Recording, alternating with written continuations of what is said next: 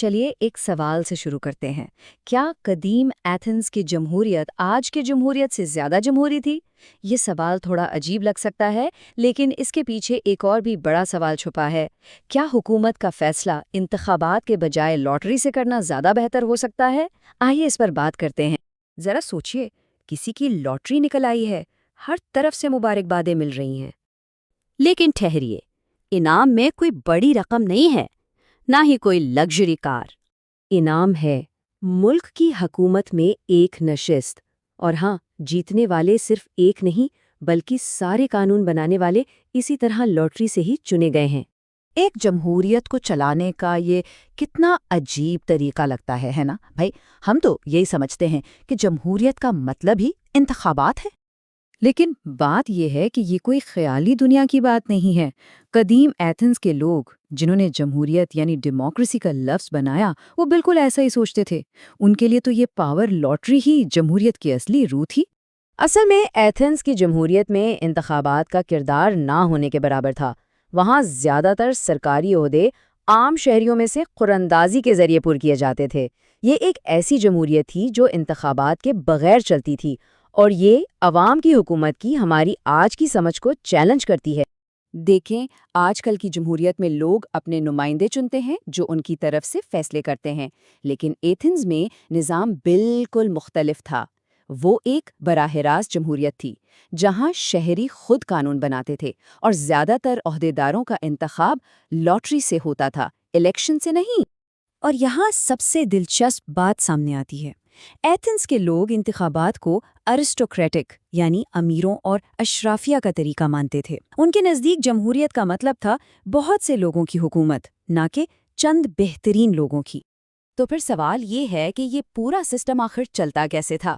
چلیے ایتھنز کے ان اداروں پر نظر ڈالتے ہیں جنہوں نے اس براہ راست جمہوریت کو حقیقت کا روپ دیا۔ ان کے نظام کی بنیاد ایک سادہ سے اصول پر تھی، ہو بولومینوس، یعنی جو کوئی بھی چاہے۔ اس کا مطلب یہ تھا کہ تقریباً 30,000 اہل شہریوں میں سے کوئی بھی حکومت کا حصہ بن سکتا تھا۔ ان کی جو جنرل اسمبلی تھی، جسے ایکلیزیا کہتے تھے، اس کے ہر اجلاس میں لگ بھگ 6,000 شہری آتے تھے، اور ان میں سے ہر ایک کو یہ حق تھا کہ وہ کھڑے ہو کر بات کرے، کوئی نیا قانون پیش کرے یا کسی پر مقدمہ چلا دے۔ ظاہر ہے 6,000 لوگ ایک ساتھ تو نہیں بول سکتے، تو اس کام کو منظم کرنے کے لیے ایک 500 ممبرز کی کاؤنسل بھی تھی، جسے بولے کہتے تھے۔ یہ کاؤنسل اسمبلی کا ایجنڈا بناتی تھی، اور اس کے ممبران بھی جی ہاں قرعہ اندازی سے ہی چنے جاتے تھے۔ اس پورے عمل کا یعنی قرعہ اندازی کے ذریعے عہدیدار چننے کا ایک خاص نام ہے سارٹیشن۔ یہی وہ مرکزی خیال تھا جس پر ایتھنز کی پوری جمہوریت کھڑی تھی۔ صرف وہی عہدے انتخابات سے پر ہوتے تھے جن کے لیے کوئی خاص مہارت چاہیے ہوتی تھی، جیسے فوج کے جنرل۔ لیکن جیسا کہ اکثر ہوتا ہے، پوری کہانی اتنی سادہ نہیں ہے۔ اس نظام میں بھی کچھ خامیاں تھیں اور کچھ باریکیاں بھی۔ تو آئیے دیکھتے ہیں کہ ایتھنز کی اس جمہوریت سے کون لوگ باہر رہ گئے تھے۔ سچ تو یہ ہے کہ ایتھنز کی عوام کی حکومت آج کے معیار سے بہت ہی محدود تھی۔ خواتین، غلام اور غیر ملکی شہری، ان سب کو اس نظام سے باہر رکھا گیا تھا۔ مطلب یہ کہ جو اہل شہری تھے وہ کل آبادی کا صرف 10 سے 20% تھے۔ تو یہ جمہوریت صرف ایک چھوٹے سے طبقے کے لیے تھی۔ اور ایسا نہیں کہ سب اس نظام سے خوش تھے، اس دور میں بھی اس پر تنقید ہوتی تھی۔ افلاطون جیسے فلسفیوں نے تو اسے انتشار پھیلانے والا اور بے وقوفوں کی حکومت کہہ کر رد کر دیا تھا۔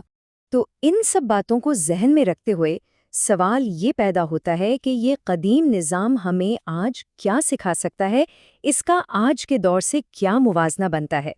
دیکھیں، ایک طرف ایتھنز کے نظام پر بے وقوفوں کی حکومت کا الزام تھا اور وہ آبادی کے بڑے حصے کو باہر رکھتا تھا، لیکن دوسری طرف آج کی جمہوریتوں کے اپنے مسائل ہیں، جیسے انتخابات میں پیسے کا اثر اور ایسے پیشہ ور سیاستدانوں کا سامنے آنا جن کا عوام سے رابطہ ٹوٹ چکا ہوتا ہے۔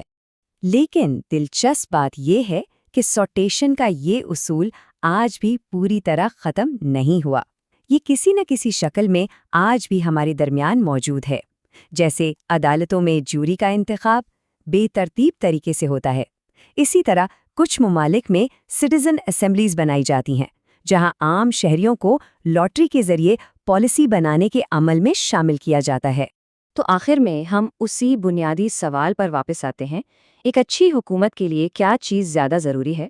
چند ماہر لوگوں کی قابلیت یا پھر عوام کی سچی نمائندگی؟ یہ ایک ایسا سوال ہے جو جتنا قدیم ایتھنز کے لیے اہم تھا اتنا ہی آج ہمارے لیے بھی اہم ہے۔